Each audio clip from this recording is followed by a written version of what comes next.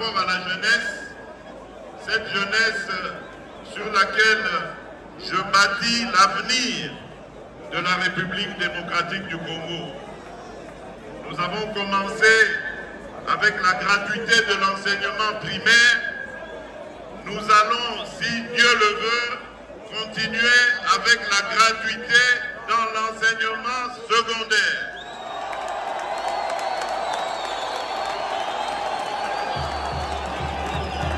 L'objectif étant de former tous nos enfants dans tous les domaines possibles pour pouvoir faire face aux défis de demain. Et aussi, après leur formation, de pouvoir leur fournir toutes les possibilités nécessaires pour accéder à l'emploi. Et donc, mon premier engagement, c'est la création d'emplois des jeunes. Vous avez vu, nous avons commencé avec Kiko. Nous espérons que cette initiative, que la reprise donc du fonctionnement de l'usine de Kiko, qui était à l'arrêt depuis 33 ans, va créer beaucoup d'opportunités ici à Kipushi pour nos jeunes. Encore ce que j'avais dit à Kisangani. L'année prochaine, je vais réunir une commission de Congolaises et de Congolais bien pensants qui sont issus de plusieurs disciplines et dont l'objectif sera de revoir cette constitution. Leurs propositions vous seront présentées à vous, peuple congolais, d'abord à travers vos élus, et si cela est nécessaire, nous consulterons la population, le peuple congolais, pour qu'il décide de lui-même s'il doit s'arrêter à la révision ou carrément aller au changement de la Constitution. Et personne, vous avez entendu, personne ne changera mon avis sur cette question.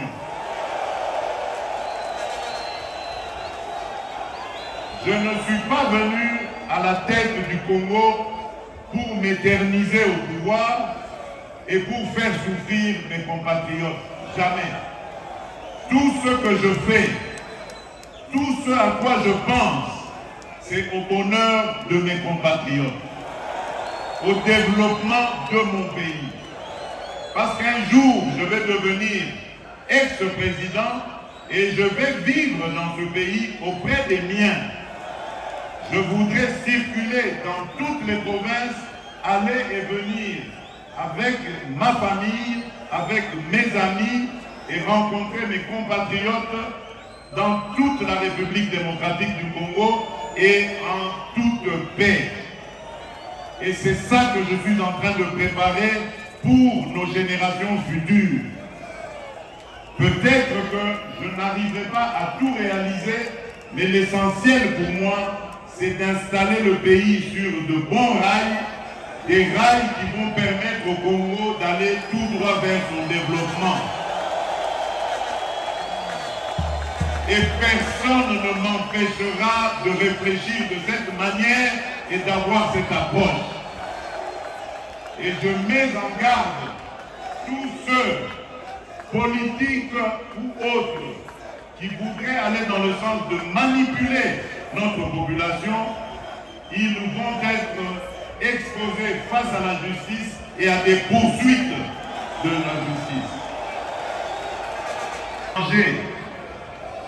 De certains discours qui sont même prononcés par des personnes qui normalement devraient être au milieu du village. Je suis très inquiet quand j'entends des ministres de Dieu sortir des énormités pour dire que les Congolaises et les Congolais n'ont pas le droit de réfléchir sur le bien fondé de leur constitution. Quel est ce peuple qui n'a pas le droit de se remettre à un moment donné de sa vie en question et de redéfinir ses orientations? Ce que j'ai dit à Kisangani n'avait absolument aucun lien avec un quelconque troisième mandat. Mais vous avez entendu que cette fameuse opposition qui n'a rien à proposer, qui avait mordu la poussière très sérieusement lors des dernières élections, cette fameuse opposition cherche à manipuler la population en disant non au troisième mandat. Qui leur a parlé de troisième mandat? Mes chers compatriotes, je viens de clôturer aujourd'hui même à Kinshasa les états généraux de la justice congolaise. Et vous savez combien je me suis plaint depuis que je suis arrivé à la tête de ce pays de l'état de notre justice.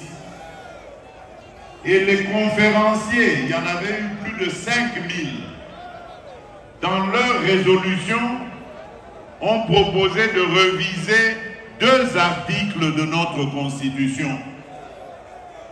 Alors, maintenant, à entendre tous ces sachants ne sachant, donc ça voudrait dire que nous ne devons pas réfléchir sur ces articles et donc améliorer notre justice, parce que selon eux, les Congolais vont se fâcher et ils vont faire des émeutes ici.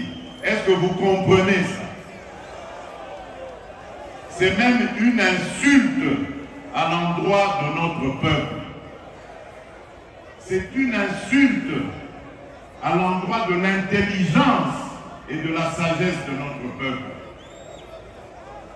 Demander aux Congolais de ne pas revoir leur constitution, alors qu'il y a un fameux article, le 217, qui consacre carrément la vente de notre souveraineté à des États africains. Nous n'avons pas le droit de revoir ça. Est-ce que vous entendez ça?